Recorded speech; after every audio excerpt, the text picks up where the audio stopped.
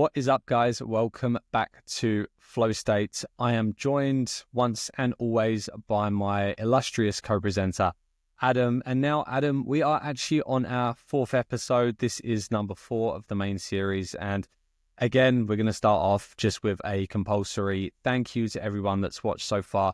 Both me and Adam have had some fantastic feedback. We've had some great comments. And yeah, as long as you keep watching and enjoying the videos, we're going to keep making them. I say watching the videos, listening to the audio as well, of course. But if you do enjoy the podcast, feel free to give us a like, a subscription on YouTube, maybe a follow on Spotify, download the episodes. It all goes a really long way in helping us to I guess, know what is working and what isn't, so we can tailor the podcast to your guys' interests and make things as enjoyable as possible. But look, intro's done. We are now, Adam, 8 weeks, both of us, from our various marathons. That's 8 weeks till London and Ballarat, which are on the same day.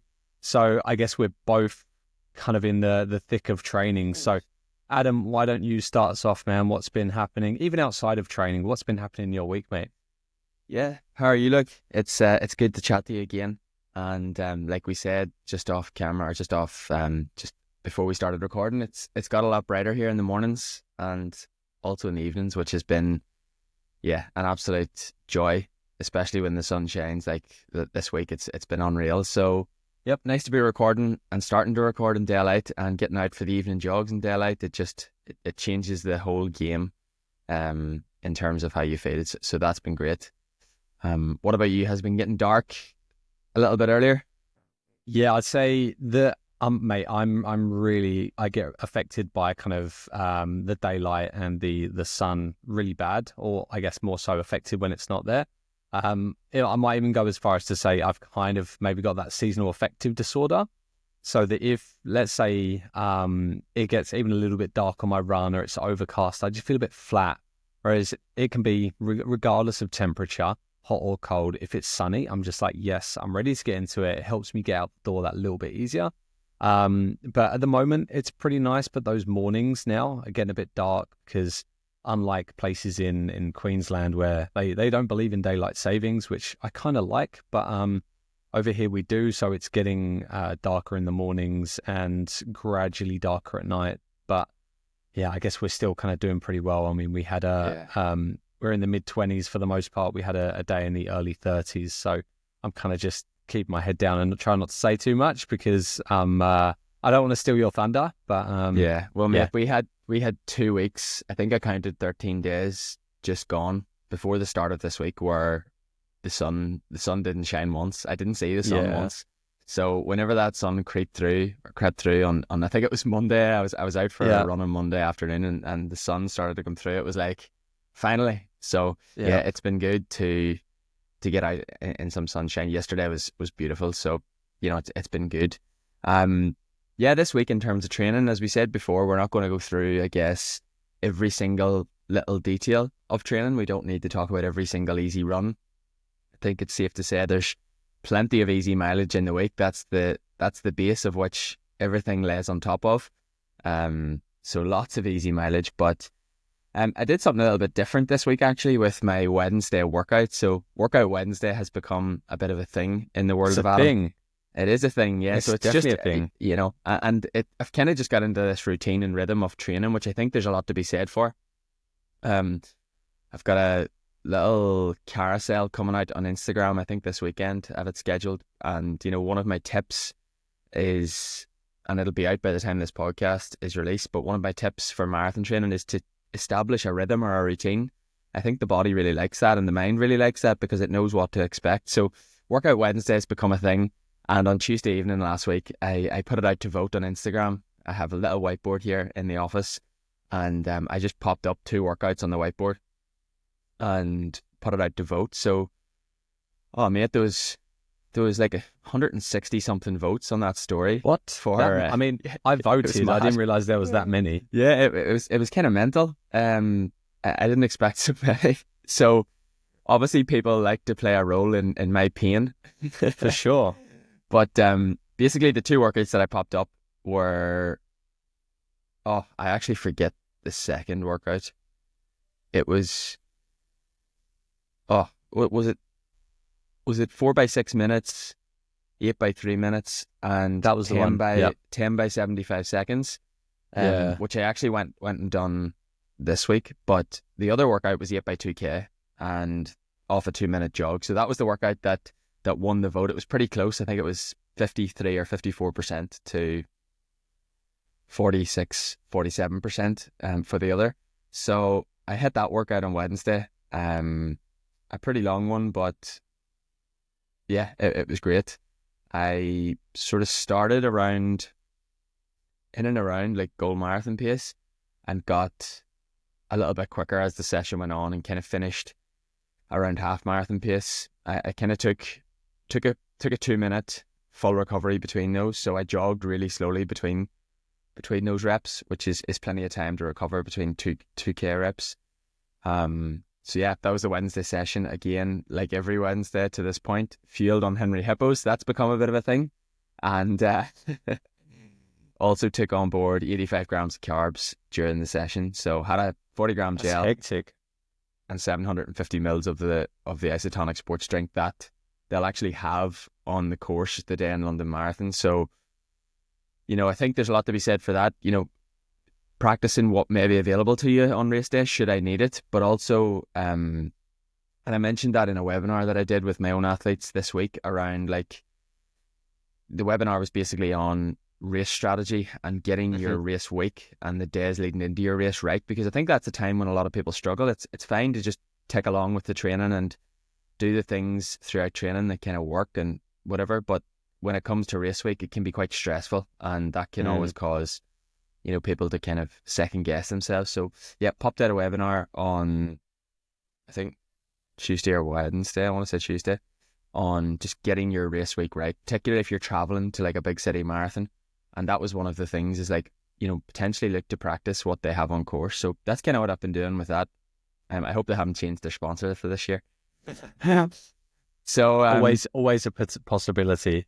Yeah. So that was Wednesday. And then, like I mentioned on the podcast last week, Saturday, I went back to the shorter, faster workout with the sort of more aerobic endurance long run on the Sunday, following quite a specific progressive long run the week before. So Saturday was a repeat of the workout that I've been hitting pretty much every week. I do 12 minutes steady and then 15 times 1 minute efforts. Those 1 minute efforts are just generally off like a 45 to 50 second recovery. And then another 10 minutes at the end of like threshold running, where I start at kind of like the pace I finished the first 12 minutes at and get quicker, sort of take it through to the upper end of my threshold towards the end of that run. I really, really enjoy that session. Probably because it's shorter and it doesn't feel like, mentally it's not overly stressful to have to go and hit that, but I don't know, there's just something I'm enjoying about it, and I feel like I said before, I'm getting good benefit from it. So that was Saturday, and then Sunday I went into a 21-mile long run. I kind of wish I swapped my weekend about a bit, but I couldn't have done the long run Saturday followed by the workout Sunday, because Saturday was just beautiful and Sunday was the opposite. Miserable. Oh mate, miserable is not a word. I knew on Saturday that it was going to be bad because I checked the weather, and then I got up on Sunday and was lying in bed, and you could just hear the weather outside. It was like a storm. Yeah. So the winds were blowing gale force, and it pissed rain for the 2.5 hours that I was out non-stop. It was like fully rugged up, jacket pulled up all the way, cap on, hood up, tied in at the back so it didn't come down. And I just popped my earphones in and just said, I'm just going to go out and probably suffer a little bit for 2.5 hours. So that is what I did. And I think the first thing when I saw that run, because I've been there, man, like I lived in the UK for 23, 24 years before I came here to Melbourne. And I know exactly that feeling, whether it's like going on a run or whether it's walking to the train station to get to work. And I messaged you and I was like, bro, that is the kind of session that builds character, man. That puts hairs on your chest. And that's the difference between winners and losers, is that you got out there, you got it done. And I know, like having done heat runs, good runs in the weather here, when you finish one of those like really horrible, miserable runs, that feeling when you get home and you have that breakfast or you go for that coffee or something, that's elite.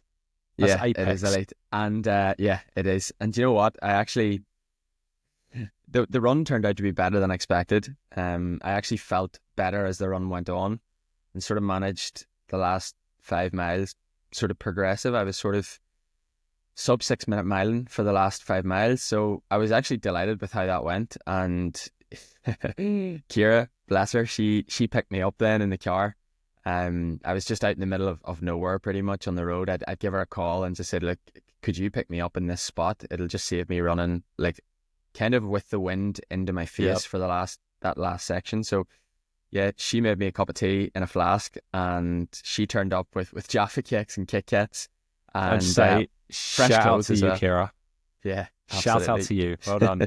She's probably getting herself ready for work there as we speak, so she might pop her head in if she hears us. But That'd be fantastic. She showed up with the tea, the Kit Kats, the warm clothes and the towel. Yeah. So I was able to get dried on the side of the road. Very, very glamorous, and into the car and home with the snacks. And then we headed out for proper carvery, 3-course carvery dinner on Sunday afternoon. So I mean, I was a happy man Sunday afternoon. Yeah, big week of training. I boxed off. Oh, let me check. I've got it up on the little training plan here. 106 miles for the week, which is about 170k. Close to 170k. So Yeah. Yep, felt Lovely. good week of training. And I was just mentioning to you before we started recording that I'm kind of feeling really good, but starting to feel the kind of cumulative fatigue of the training, and feel like I have a place for Bohermeen half next Sunday. So I do feel like it's kind of a really nice time to just take it back a little bit and break that routine or rhythm of training that I've just talked about building. But just take a little break from it for sort of 7, 10, 14 days potentially, just to change things up a little bit and give the body a slightly different stimulus. So that was the week, mate. Yeah. And just, I guess the main follow-up question with the half next week is the plan to kind of see where it goes. Have you got a target, or you're just going to use it as like more race practice? Yeah, I would just like to race it, to be honest. And when I say race it, I mean race it on feeling.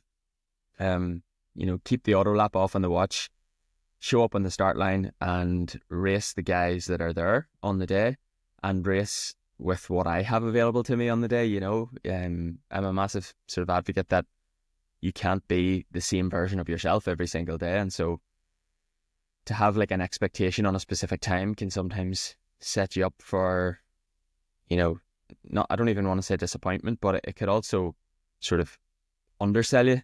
You might be capable of more. So yeah, the plan is to race it as opposed to run a training session. Yeah, and see how it goes. But I'll see how the next week goes. I mean, that's still 9 days away at the time we're recording here. It'll be 3-4 days away when this podcast is released. So yeah, I'll just see how the body freshens up. I was out for a jog yesterday and felt pretty sluggish, but the body should come around if I kind of treat it properly. So yeah, that's next Sunday. That's a chat for next week and the following week.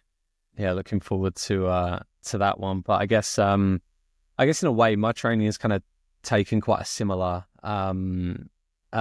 structure this week, because on, I guess, the day after you have your half, I've got a 5K, and that is my that's my first 5K and my second race. So it's nerve-wracking, but I'm properly up for it because I have no idea what to expect. So it's like, look, best case scenario, it goes really well and it's a PR or PB, whether I like it or not, because I've never done one before. And I think that kind of helps. But yeah, in terms of this week, so I've just had my last, I guess, full week of training before I'll go into a bit of a taper next week. And again, my week hasn't changed at all. And again, because I'm so much earlier in my running career, like I spoke to my coach David about this at the start of the week, or even the start of last week, And it's all just about kind of accumulating volume, not even at stupidly high intensities, because that's going to come from the races. It's all about kind of keeping that little bit in reserve. So when I do come to the races, I can properly send it and I'm not like completely just fatigued. So I had, pretty standard week of training. Really enjoyed my treadmill session on Tuesday. And that kind of alternates between mile efforts. So normally 6 by a mile, or this week it was 8 by 4 minutes. So essentially 8 by a K, because that's the pace I was going at. That was good fun. And then, can I just ask you, Luke? Sorry to interrupt. Can I just ask you, how do you control intensity on a treadmill, and how do you kind of monitor intensity? Do you use treadmill speed? Do you use heart rate? Is there another metric that you're looking at when you? Because I think a lot of people struggle with. I mean, I do a bit of training on the treadmill, and I kind of have my ways. But I'd love to hear how you monitor and control the intensity on the treadmill. Look, realistically, at the moment, I am using, because I use the same treadmill week in, week out. I like to keep things very consistent. I'm kind of robotic and rigid like that. So I'm like, look, if I've been assigned a pace target, I'll even, because we've got at the gym I work at, we've got 3 treadmills, and they're all slightly different. They've been used at different points. So the ones on the end have been used more because no one likes going on the one in the middle. So I make sure that every time I'm on the one on the left, because I know I'm calibrated to this treadmill, even if the paces are slightly off. So I won't necessarily, I do set it on my watch to a treadmill run, just so it's picking up the data, and it's pretty accurate. Like most of the time, it'll pick up the splits, kind of what the treadmill was showing. But I'm taking everything with a pinch of salt. But all I do is I'll kind of do a 3K warm up at around 5:10 treadmill pace. If I'm feeling a little bit rough, I might slow that down. But typically 5:10 feels the same to me week in, week out. Like, fortunately, I'm in a position where I can keep my variables quite strict. And fortunately, I've been feeling quite good now for a good few months. So nothing really has changed. I've not been feeling down or off at all. And then for the reps themselves, I'll just set it to 4 minutes per K, and then just go, and then just keep that the same every week. So don't get me wrong, if I was out on the road, it'd probably be a bit more kind of specific to that race running, because you can work more a feel. But with a treadmill, I kind of like the fact I can just almost ignore how I feel and just go, look, this is the number. Yes, my heart rate might change from week to week based on factors like heat, or even how I'm feeling, if I've had carbs or how many carbs I've had in the kind of run up the hour prior. But I just like that, keeping that variable the same, and I'll send it from there, basically. Yeah. No, that's really interesting. I feel like that's something a lot of people struggle with treadmill training. It's like knowing how to execute it properly and how to get the benefits from the session that they would get when they train outdoors. I do it a little bit differently. I actually do the opposite of what you do. As opposed to setting a number, I kind of look to heart rate. It's the only really time I train to heart rate. But the thing that I use alongside heart rate is which I'm massive on, is perception of effort. And I do find, like, again, like you mentioned, treadmills generally need calibrated, and the pace that a treadmill tells you you're running. Like, for example, if you set the treadmill to, we'll just say 10 kilometers per hour, the chances that actually is 10 kilometers per hour when you run outside is very slim, because again, you're on a machine, and like you said and mentioned at the start there, they need calibrated. You know, one treadmill will say 10 kilometers per hour, the second treadmill might say 10 kilometers per hour, but the belt is moving at a different speed because of that need for calibration. But yeah, I find that the heart rate and perception of effort works best for me. There's days when like my heart rate will be up slightly, but my perception of effort is really low, and I find that can be affected by like the caffeine, even how many like carbs I have in the system. But that's how I tend to do it, and generally how I advise people to do it. So it's interesting to hear your take, but I think the fact that you always use the same treadmill is probably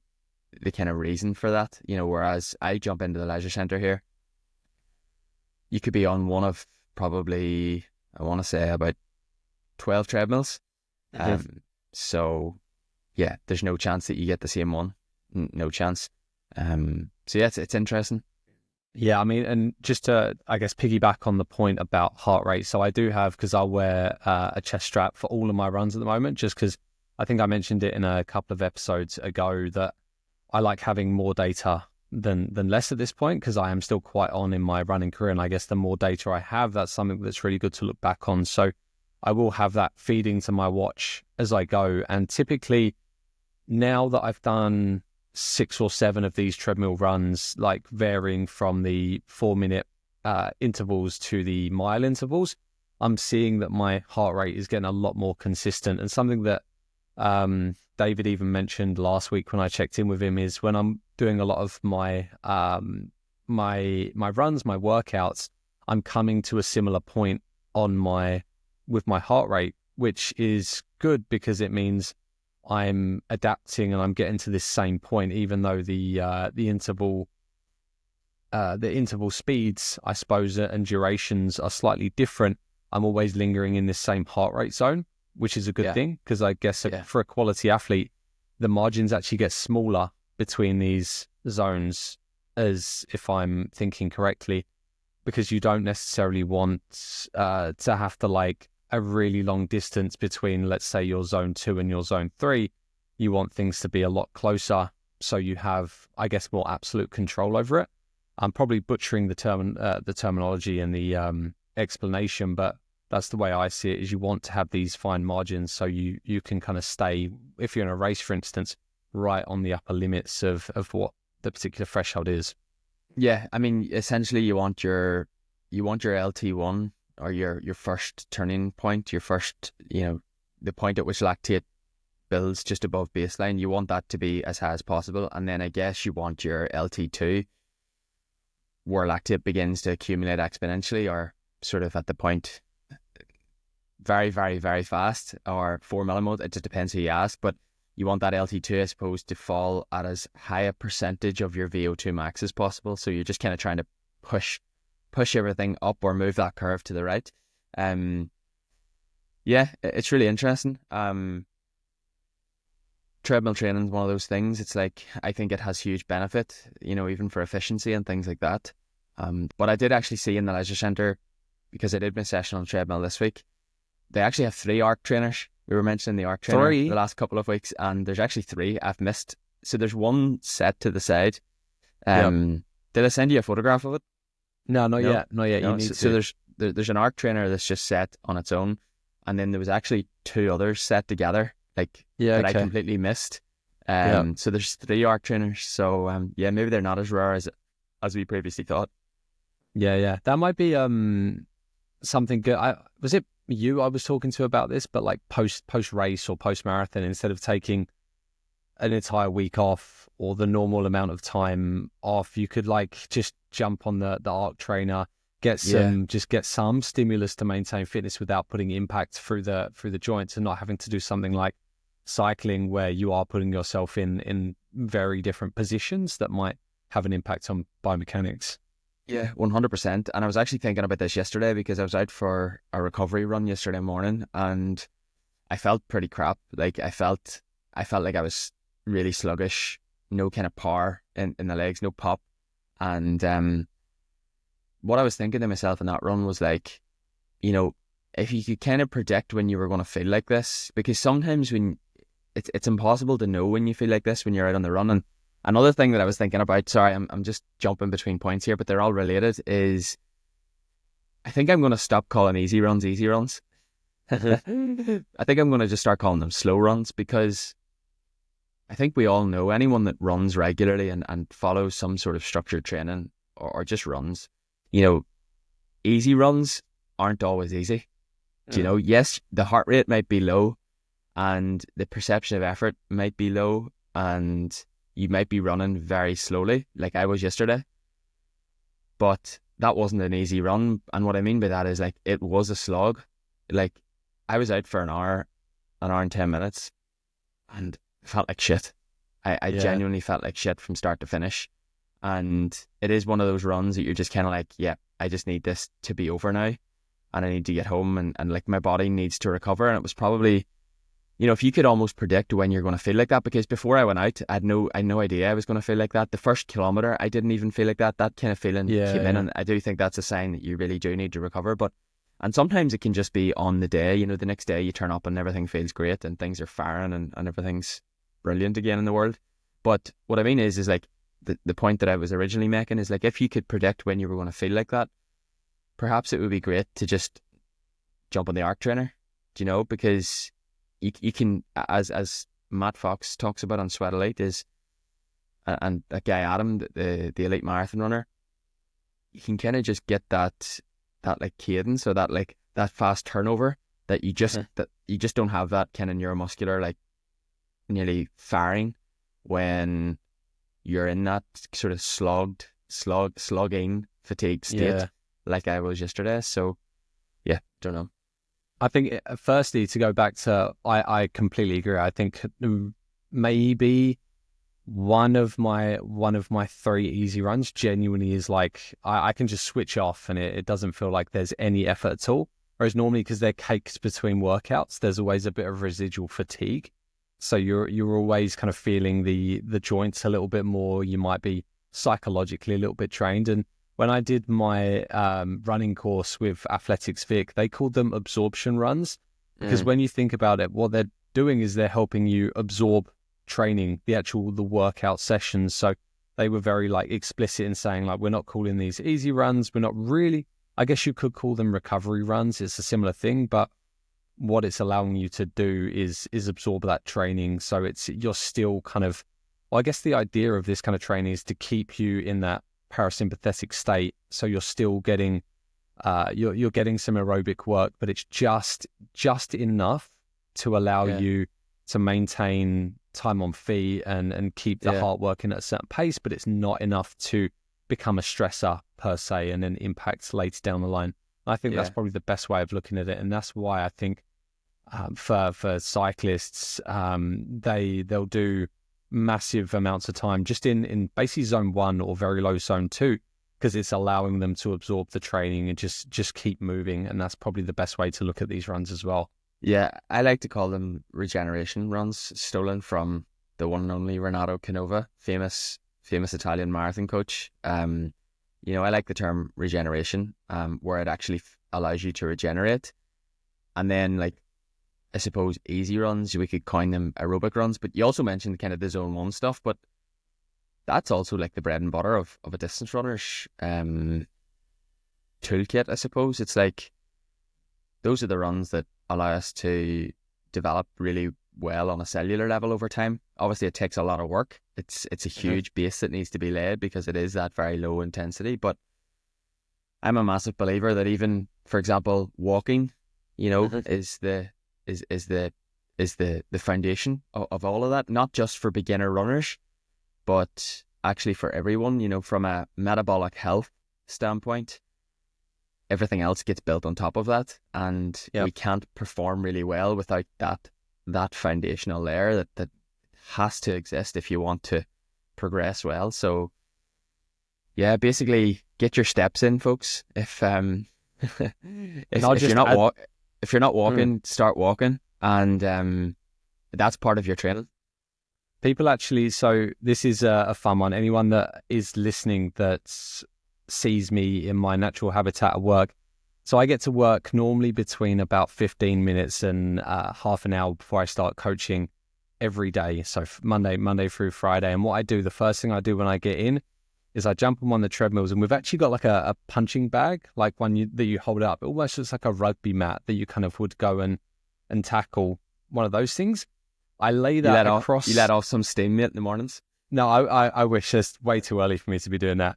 But I set this thing up on the 2 arms of the treadmill. I lay my laptop and I basically create a walk-in desk, and I'll start the first kind of half an hour, 20 minutes. I'll go relatively quickly to kind of get a little bit more warmed up. I have my coffee. That gets me awake and ready to coach. And then depending on if I've got a client or not, if I don't, I'll just set it super slow and I'll just move.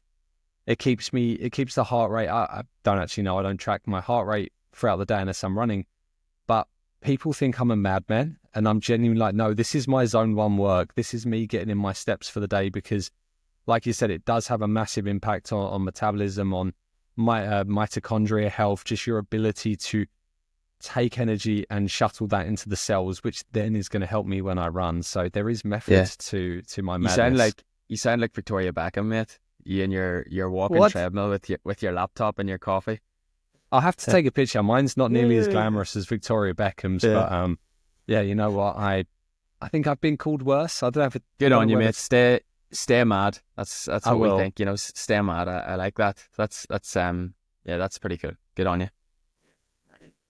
But yeah, look, that was a massive tangent, but essentially my week has been good. And Good. Overall I feel good. And I just Did you get a long wrapped up. run in last week? Nah, so I was back to last Sunday. I did my 2K 5x2K, which I love that session, and that's why I voted on your training. Was it Training Tuesday? Or Workout Wednesday. Workout Wednesday. I voted for the 2K reps because I love running 2K reps. That's like, it's a nice distance. It's lovely. It is bliss, especially at those kind of LT1 paces. But yeah, no, I had that, and then I've got my 28K long run this Sunday coming. So today was slightly less volume, focusing more on some a little bit of time at my just above marathon pace, and I did some hill reps in there as well, which were pretty good fun. But I'll tomorrow will be an off day. I'll make sure I get plenty of food in me, and then I'll send it for 28Ks on Sunday, and I'm pretty excited for that. Nice, you're getting up the mileage. Yeah, I do enjoy a long run, especially now that they're kind of every 2 weeks or so, and I won't have one next week again because I've got my 5K. But look, now that we're kind of done talking about training, and before we let this get on too long, myself, this is for the viewers now, or the listeners. Myself and Adam, actually off air at the end of last episode, started talking about, I guess, something that is pretty prevalent across a lot of sports, especially for recreational, but for a lot of professional athletes as well, I'm sure. And that's like the whole concept of body image, things like body dysmorphia, even eating disorder kind of stems from that. And I didn't realize, but this is something that I've struggled with in the past, obviously coming from a resistance training background. I'm a personal trainer, for those that don't know. I got into resistance training in the first place because I was like really unhappy with how I looked in my late teens, early 20s. And even to this day, as someone who I guess 99.9% of people would say I'm very lean and very light, I still kind of look at myself in the mirror sometimes, and I'm like, I notice things that other people don't. And it's definitely a me thing. But I think this is something that I guess me and Adam wanted to share because it's such a, I guess, impactful topic, and it really does, I guess, can be quite damaging for a lot of people as well. So look, Adam, you're the one that initially kind of brought it up in our conversation last week, because I think we were talking about body weight, and I guess, would you be able to share kind of your story with us today? Yeah, for sure. I haven't prepared anything, so hopefully it's hopefully candid, what at least. It's very candid. Hopefully what I say is follow some form of logic and sort of whatever. But yeah, I just want to preface it with, we're not nutritionists, we're not experts, we're not psychologists. We're just two lads talking about running who have had, I guess, some experiences. But yeah, listen, just like you, and good on you for sort of sharing that. And I'm sure you'll share a little bit more. But, a lot of people have struggled with these things. And like I say, we're not experts. And I hope we don't sort of offend anyone or say anything that might, might cause any harm. It's never our intention. But yeah, I suppose my struggles started long before I realized they were struggles. Through sport mainly, and I guess the attachment of my self-worth to how I looked, which I still don't really understand fully, like where that came from, and sort of I'm trying to unpick that and do lots of work to try to understand the kind of reason why that is. And I suppose it's like everything, it's multifactored and very complex. But when I was CrossFitting and sort of, well, I started going to the gym when I was about sort of 15, 16. And, you know, back then it was like looking at guys on YouTube who were completely ripped to shreds and thinking, yeah, like I want that. That looks amazing. Like those guys get all the girls, you know, and realistically, women probably don't even like that much. No. Well, I'm sure some do, but you know, anyway. But as a male, it always comes back to girls, doesn't it? Yeah, but it's that male thing. You know, you think to yourself, you know, that's going to make me happy or whatever, and it's this unrealistic thing. Anyways, you start training at the gym, you start getting into nutrition because the two things are quite explicitly linked, and you start attaching your self-worth at a very young age to how you look and how big your biceps are and can you see your abs and so on and so forth. So I guess that was probably the start of it, long before it was a struggle, you know, and long before it even felt like a struggle. And then that kind of starts to develop some habits, like, you know, labeling foods as good and bad, which isn't too good either. And that went on for a really long time. You know, I got into CrossFit, and CrossFit's a little bit different because I was trying to perform in the CrossFit gym, and it was very much about what my body could do as opposed to what my body looked like. But what my body looked like was still very important to me. And I did start to quote unquote fuel a lot more and sort of really look to, you know, eat a lot more food that's actually going to help me with performance. So looking at calories from a fueling perspective. But again, like I said, that look piece was always in the back of my mind, and being lean and sort of, like I say, attaching my self-worth to how I looked in the mirror was still a big part of it. And so those struggles, they kind of went a little bit on the back burner. In fact, they weren't struggles when I was training in the gym before CrossFit. They were just like, that was just the way I was starting to be. And then, as I say, CrossFit, kind of went through that. That was all good. Didn't really, you know, there wasn't really any struggles there. And then when I got into the sport of distance running, things changed slightly again, because I had this kind of, yeah, probably like an obsession, I want to call it, with, again, quote unquote, clean eating and, you know, putting only whole foods in my body and ensuring that everything was, you know, as clean and as healthy and as natural as possible. And again, to be honest, I don't fully understand, like, fully where that came from, whether it was, you know, through my own reading and my own interest. And I really do take a massive interest in the world of nutrition, because I love sport and I love sort of everything to do with it. But yeah, like, I had this obsession, I suppose, when I moved to Australia, actually, at the start, you know, with healthy eating, and linked with the fact that I was becoming an endurance athlete. And when I started running, like many runners, wanted to be as good as I could be, as quickly as I could do it. Do you know, I kind of wanted to be running fast times in my head at the very start, and sort of, I wasn't impatient with it. I understood it was going to require work, but I wanted to do everything that I could to accelerate my progress, you know, and I thought, you know, maybe manipulating nutrition could be something.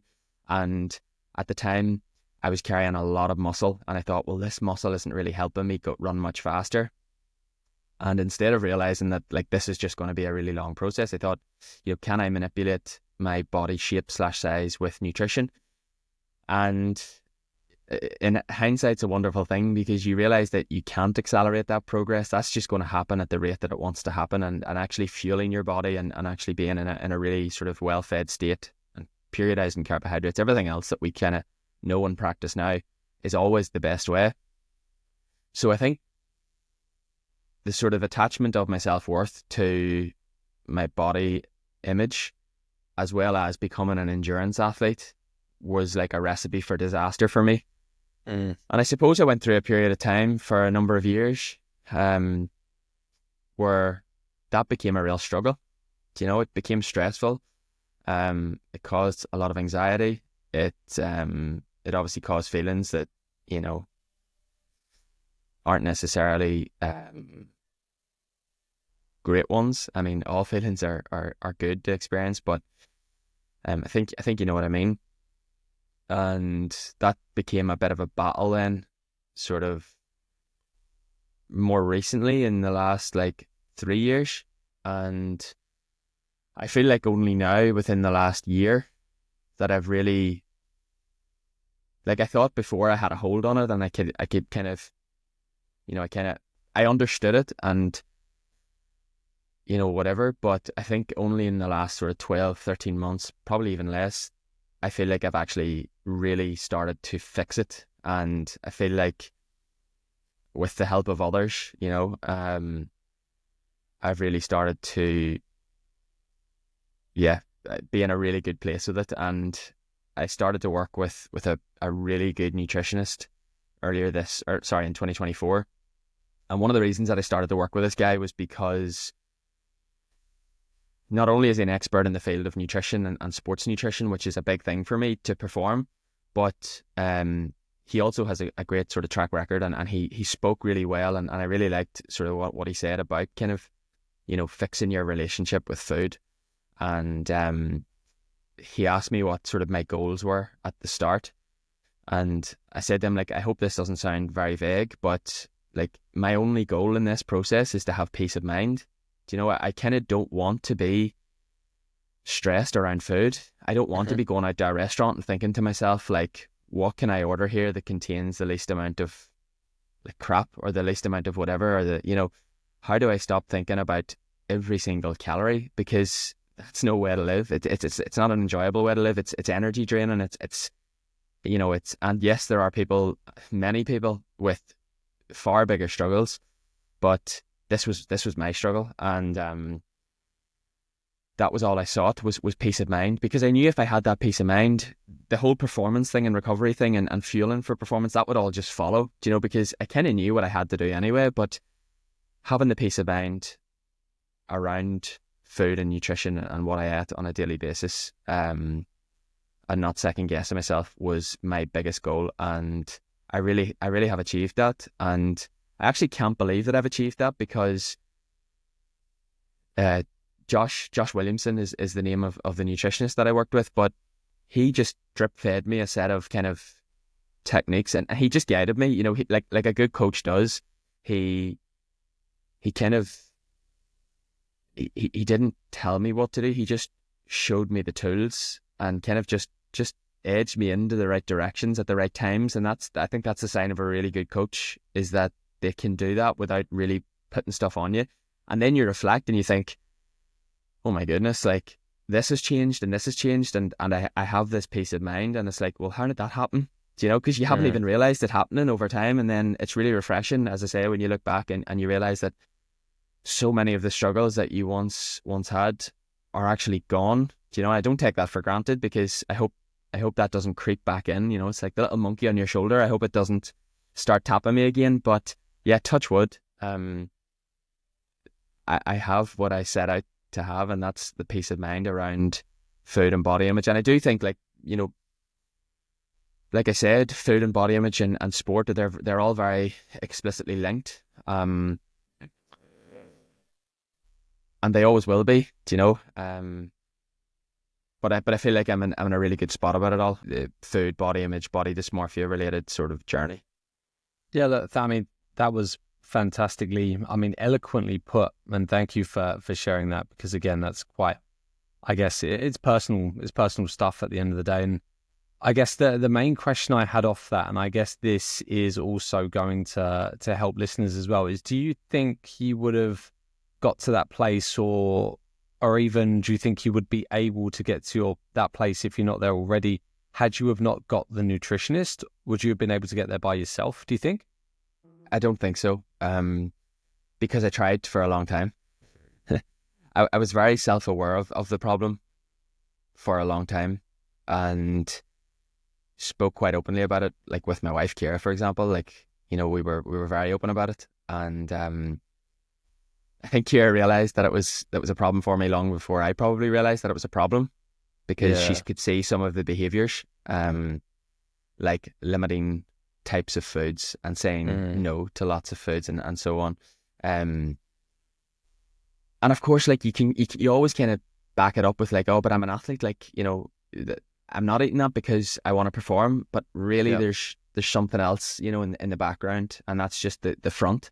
But no, to answer your question, I don't think I could have done it without the help because, like I say, I tried and I read the books and practiced the techniques, and I think it does take someone else to just lay it out for you. And I knew because, as I say, like I love to read research. I love to inform myself. I love to learn. That's as simple as that. Like I love to read books and love to learn. But it's one thing having the knowledge, but it's another thing kind of trusting yourself and using it. And you know what? I had tried, and fundamentally in the back of my brain, I knew that I needed to fuel with lots of carbohydrates and I needed to do X, Y, Z. But it's not until an expert actually comes in and lays it out for you and shows you and explains to you, and that then develops that layer of trust that this is actually what you need to do in order to fix this thing. So yeah, I don't think I could have done it without the help, to be totally honest. Yeah, that's really interesting. I guess like a big, again, we're not trying to necessarily give people advice, but I think the most beneficial people can take from that is learning from our mistakes. And I suppose it's actually quite scary how similar my experience is to yours in that sense, because I guess I've similarly to you, I've been kind of aware in my subconscious that I had a problem for a long, many years, stemming from my late teens, as I mentioned. But even before that, I grew up, and this is me in retrospect. I remember growing up, not being, I wouldn't say I was fat, but as a child, like even as young as primary school child, I remember I was embarrassed to take my shirt off because I wasn't as skinny as some of the other kids. And like a number of kids, and this isn't me playing victim, and I think in a lot of ways it's almost helped me, but like I've been bullied for body image, how I looked when I was at primary school and things.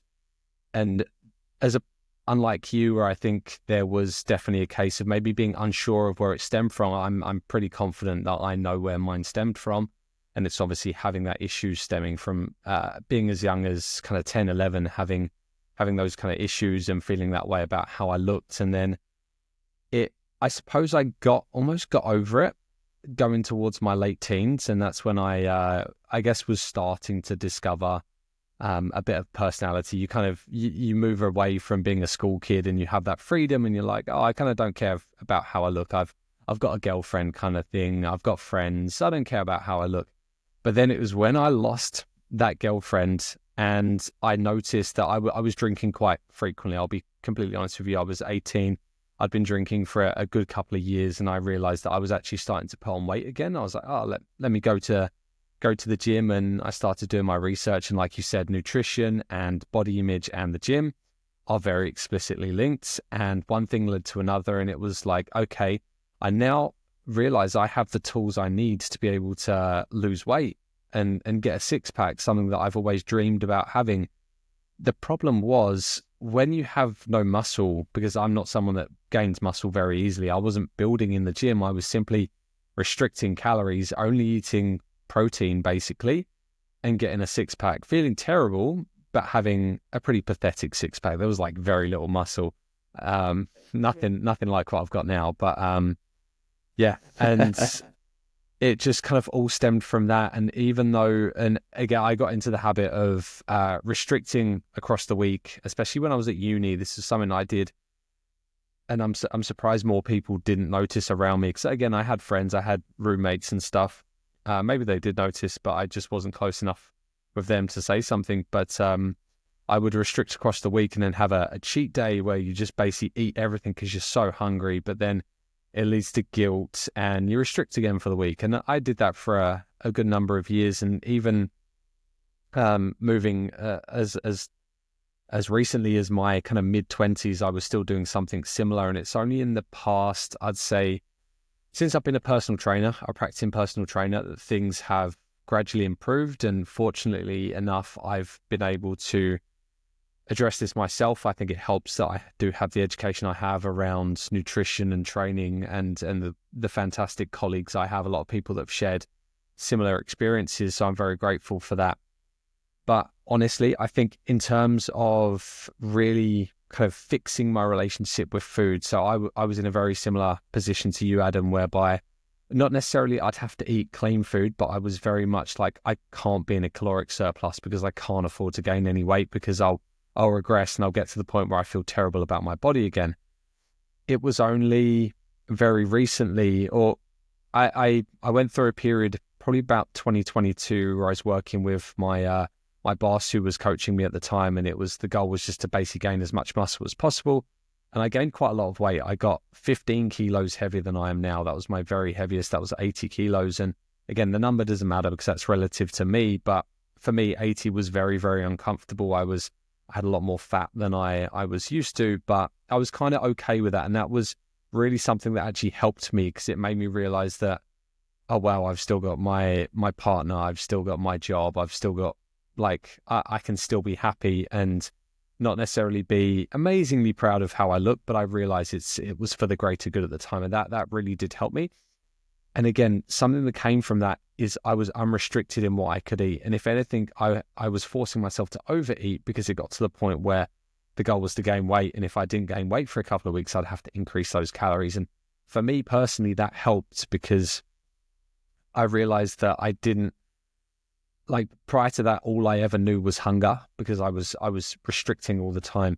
And I actually think this period of time, I was probably spent a year in a caloric surplus gaining weight, that the hormones that you've got, hunger and satiation hormones, leptin and ghrelin, I actually think they somewhat normalized, because I realized, wow, I can actually feel full and like I don't want to eat. And that was like, it's pretty scary, but that was something that I almost didn't remember. I didn't remember feeling full, because I'd spent so long restricting. And then even when I binged, I was still hungry because the hormones were out of whack. So look, that was something that really, really benefited me. And now, fast forward a couple of years, I've been running for a year and a half. And I think, just like you said, learning, flicking that switch and not eating to try and achieve a certain body weight, but now eating to be able to fuel myself and fuel the work I'm doing, I'm fine. I think the right word is free.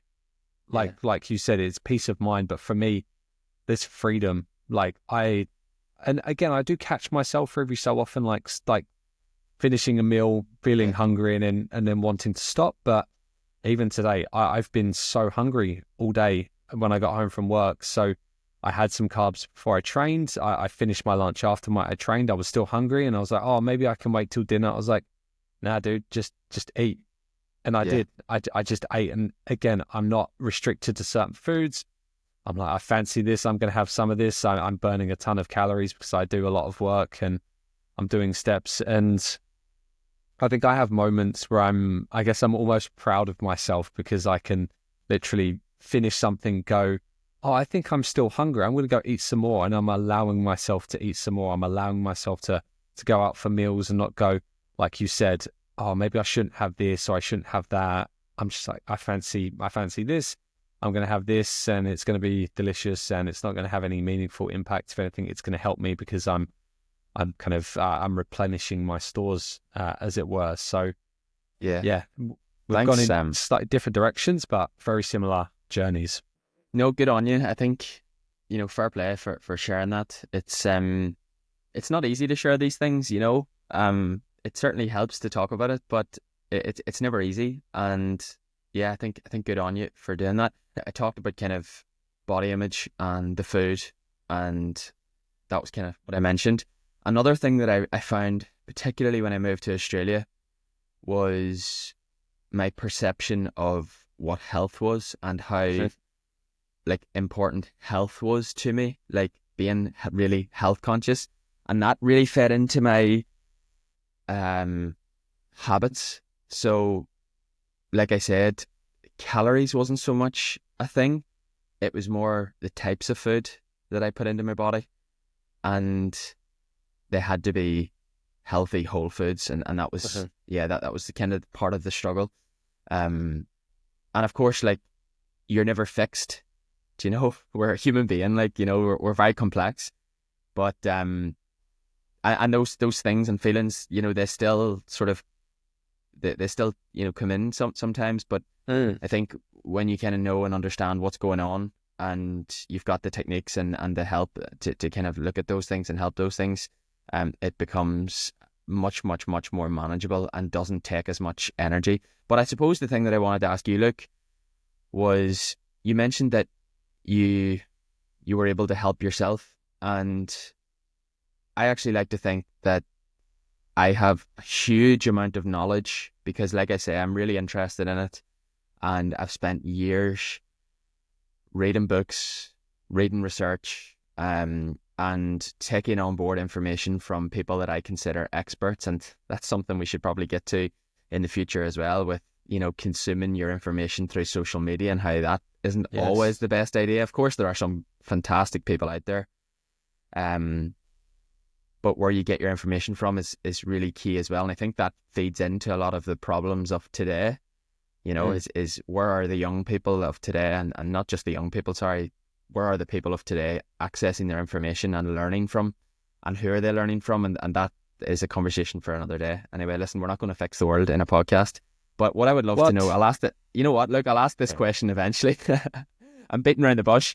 But yeah, how do you feel like you were able to help yourself? What was the thing that you felt enabled you to help yourself, other than just having the knowledge? Because, like I say, I had the knowledge, but it was actually trusting and applying that knowledge, even though I knew it. Like, I knew it was fact. I just couldn't. No matter how many sort of mental health, mindfulness, psychological tools I attempted to use, I just couldn't fix myself. I needed that external sort of input. So how do you feel like you conquered that? Look, I that's a great question, and it's not something I can definitely give a rigid answer, because I think there is absolutely an element of luck. But in part, I think it's because I was aware all along, not all along, but for a very long time, what was happening. I was kind of just like pushing it away. So I'm going to ignore this thing that I know is clearly not right. I'm just going to carry on because, in my opinion, it wasn't hurting me. And I think I was able to help myself probably because I was surrounded by people that not necessarily like were aware of this and gave me advice, but I knew, being in the kind of the gym environment, and not just any gym, this is a gym where there is a big focus on what is evidence-based, and there's a lot of people that have gone through similar things. And I think the fact that, like I said, I went through that period where I was able to gain weight and recognize how I felt having gained that weight, I think there is an element of luck and an accident to it. So I definitely think that had I stayed in hospitality, for instance, and not had that opportunity, who knows, maybe I'd be in the same position and I would have had to reach out for help as well. But I definitely think being able to, because it's all stemmed from how I felt about how I looked, having that exposure to gaining weight and having that reason to gain weight, and someone telling me you need to gain weight in order to build muscle, you need to gain weight, eat calories, eat food.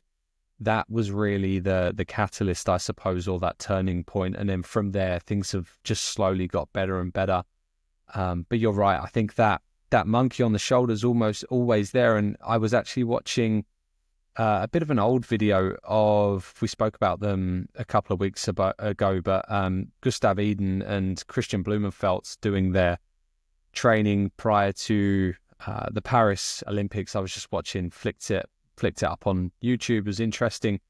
And it was Olav, the coach, he's quite, I guess, explicit. It's a word of the day today.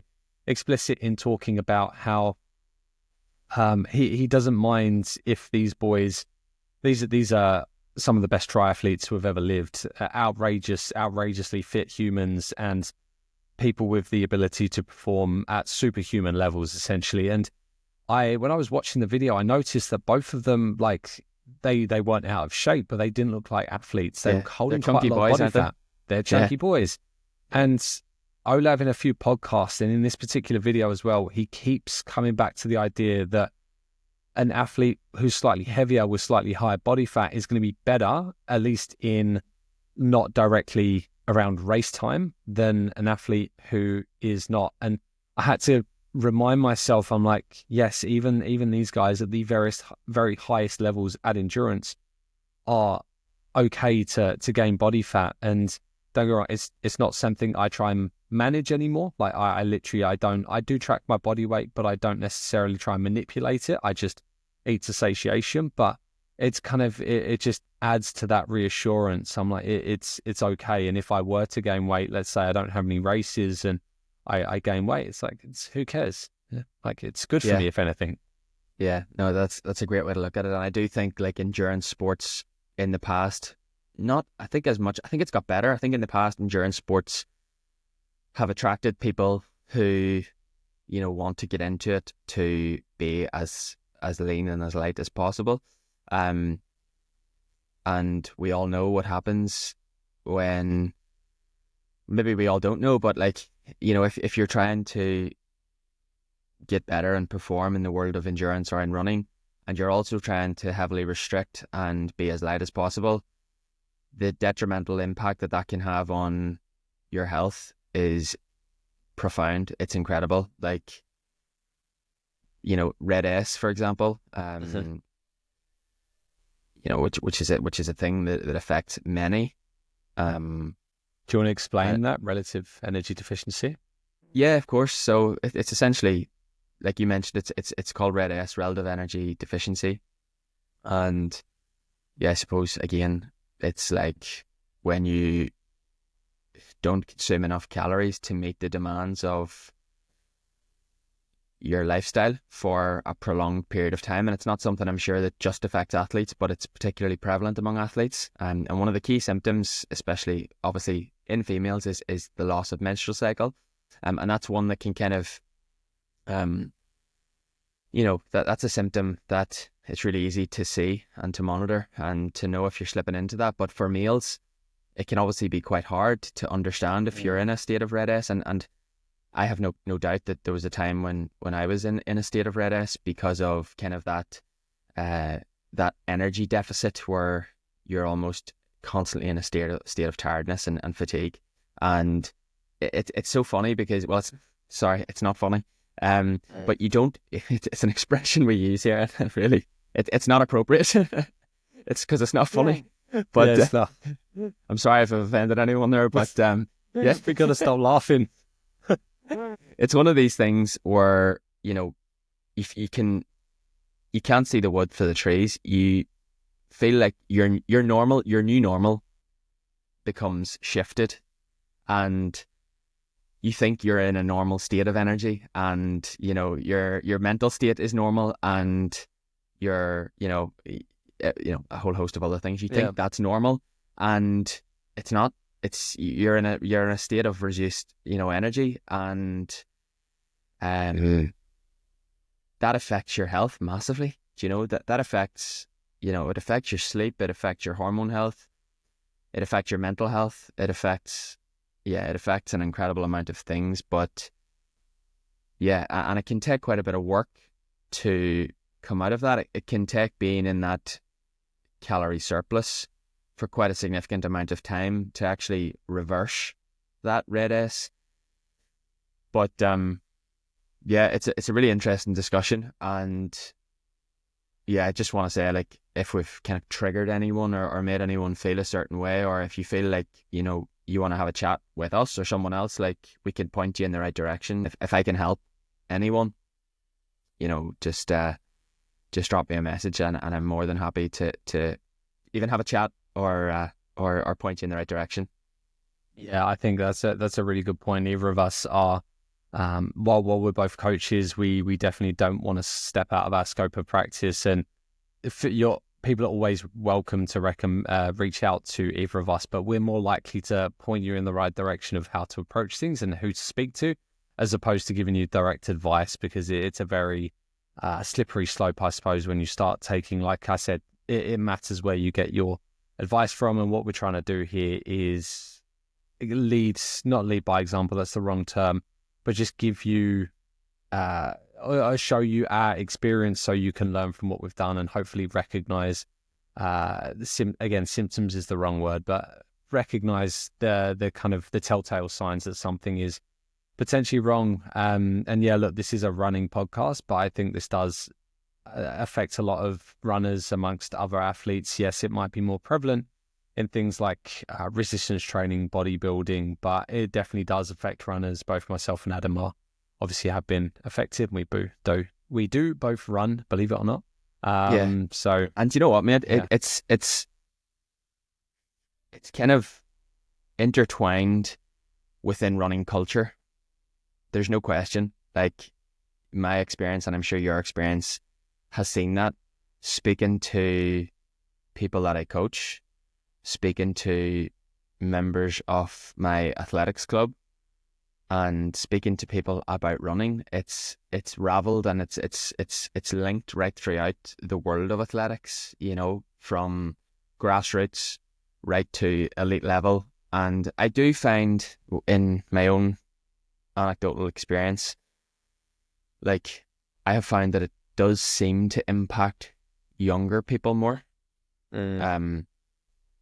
Not always, at all, but I have, maybe it's because I have been in contact with more younger people, but I just see it becoming an issue with younger people. And I think there are so many people who are like us at a time, unaware of what's going on, and maybe that individual may never have the self-awareness, or the kind of, maybe it might never get to a point where it cripples their life. Like, it never got to that point. I think it's fair to say it never got to that point for us, but you start to realize that there's an issue, and like, it's taking up a lot of mental energy, and it's damaging your mental health, and it's just becoming an issue, and you want to fix it. But I think that's the thing. It does, for some people, it never becomes, it's like always just something that you're just like, yeah, like, if that's all I'm dealing with, like, I'm fine, I can deal with that. But it's like, your quality of life can be so much better if you actually tackle this thing head on, and you take the steps to try to fix it. So I do think there's a lot of people who are experiencing, and I don't just want to say like everyone's experiencing these issues. They're not, but, and you know,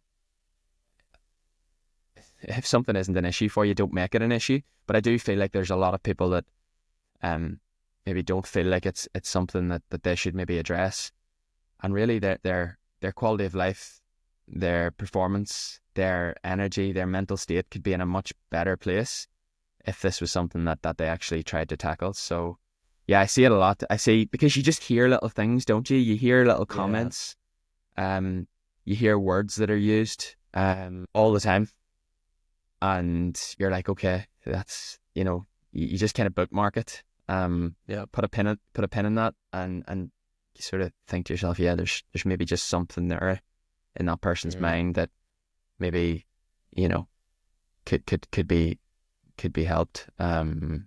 So yeah, it's a great discussion. And like I said, I really appreciate you sharing your experience, Luke. Yeah, like, definitely something that I just wanted us to get out there, to give you guys at home a bit more of insight about us as people as well, because we do have experiences. We don't just run, we do deal with other issues like a lot of people do. So hopefully the listeners and the viewers out there find and that's that's a really that. important thing. Sorry, look, that's a really important thing to note as well, is like, social media is a highlight reel, isn't it? It's you know, and you know, people who don't like social media might say social media is a highlight reel and like it's whatever else, but like, I mean, it's great to be real on there from time to time, but as people, like, we want to show some good stuff. Like, you know, it's enjoyable, it's cool, it's fun, and it is great to share some of the sort of the more, not necessarily negative, but like some of the lower points, because as I say, it helps us relate to people and helps everything else. But I think, you know, it is really important to remember that social media, everything that you see on social media isn't everything. It's never someone's. It's never someone's life, and someone's. You might think you're seeing an insight into everything, and we cannot share everything on social media. You cannot see everything. not just because you don't want to share it, but also because it's impossible. So yeah, just always, I think it's important to always remember that. And I think more and more now people are becoming more aware of that. But I mean, social media is just going that way. It's just going one direction at the minute. And people are becoming, I know we could talk about this in another episode, but you know, people are just becoming more attached to the mobile phone. It's pretty scary. Maybe that's something for next week we can talk about. So. We can go into social media. That ties in quite nicely. But look, guys, we have been recording for quite a while now, and we don't want to make it too dense, I suppose, for you guys. So I think if Adam agrees, that'd be a nice place to wrap things up. But before we do, as always, Adam, tell me a bit of positivity. What's going on for the weekend? What is happening this weekend, mate? I actually don't think there's much, mate. I think it's another quiet weekend. There we go. Yeah. See you next week. I want to be honest, like I wanted to say something that I'm doing. It's fun. I'm really bad at remembering what I have done and what I'm doing. But I think, yeah, just going to take it easy this weekend and do some training, do some laundry, do some food. Next week, as I say, we're down south in County Meath on Sunday for the Bohermeen half marathon. So at the time that people are listening to this, it will be the weekend that is approaching. So that's next weekend. So again, pretty happy to chill this weekend. And yeah, like I said, just train away, eat, sleep, recover, catch up with some friends and some family, and not much else. What about you? Lovely. Yeah, relatively chill. Gonna take tomorrow's my Saturday. That is my rest day. I'll do a little bit of upper body training as I always do, but we've got a friend's birthday in the afternoon, which will be nice. Spend the day, just us three, me, the missus and the little one. And then Sunday, the run will take up a good couple of hours in the morning. So that's that. And then I'm pretty sure there was something in the afternoon, but maybe I'm wrong. I think Sundays typically we kind of just fill in the gaps, do some errands, like prep some food for my work week, and then back to work and basically into my taper week prior to the 5K, which will be again the day after yours. So gonna keep things relatively low key, focus on some sleep. Fortunately, Chelsea Football Club are not playing, so I don't have any opportunity. I was just going to mention football. Yeah, no, let's not. Even though we slapped Southampton the other day, but look, Chelsea's been more stressed than it has not, and that is not a stressor I need right now. So I'm glad we've got a weekend off. So yeah. Well, as a Liverpool fan, I must admit I'm in a pretty good spot right now. Yeah, we're not going to talk about Liverpool Football Club on this podcast. It's no, we can do that as well sometime. We can have a football chat. But look, guys, we will leave it there. Again, we just want to say thank you so much for listening. And again, any shares, likes, follows, downloads, all of the above really does go a long way. So if you could spare a moment to do that, it would be fantastic. Otherwise, we will see you back here next Wednesday for our pre-race episode. I suppose we should talk about some pre-race tactics. And yeah, we will see you next time.